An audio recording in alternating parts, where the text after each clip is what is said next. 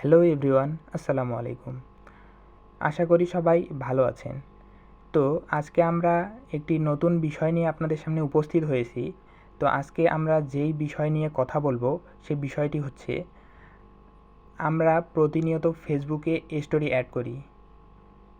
ফেসবুকে story add করতে গিয়ে আমরা অনেক মানুষকে আমাদের স্টোরির থেকে হাইড রাখতে চাই, অর্থাৎ অনেক মানুষকে আমরা স্টোরিটা না দেখাতে চাই বা দেখাতে চাই না। তো এটা যদি আপনি করতে চান তাহলে আজকের ভিডিওটি আপনার জন্যে। তো চলুন আর দেরি না করে আমরা দেখি কিভাবে আমাদের স্টোরি যে কোনো মানুষ থেকে হাইড করা যায়। তো চলুন, এর জন্য আমরা প্রথমে ফেসবুকে ঢুকব।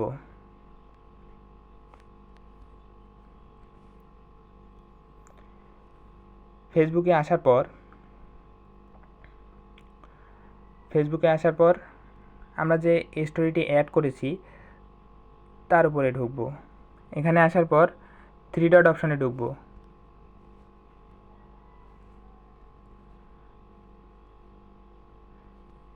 থ্রি ডট অপশনে আসার পর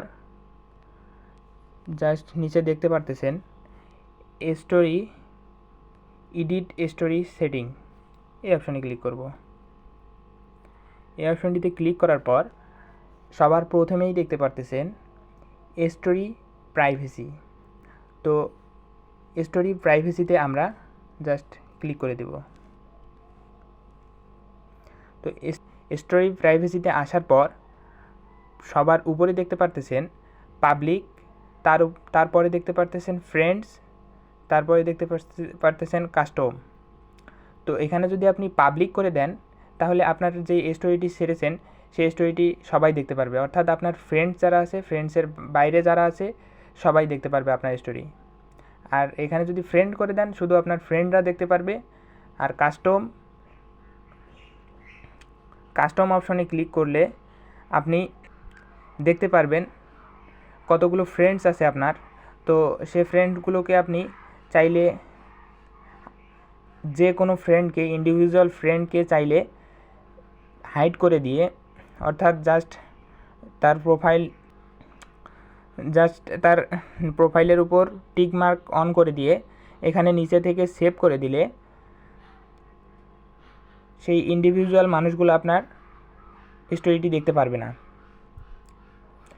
তো আজকের ভিডিওটি কেমন লাগলো? যদি ভালো লেগে থাকে আমাদের চ্যানেলকে সাবস্ক্রাইব করে দিবেন, ভিডিওটিতে একটি লাইক দিবেন, আমাদের পাশে থাকবেন। আরও নতুন নতুন ভিডিও আপনাদের সামনে আসতে চলেছে।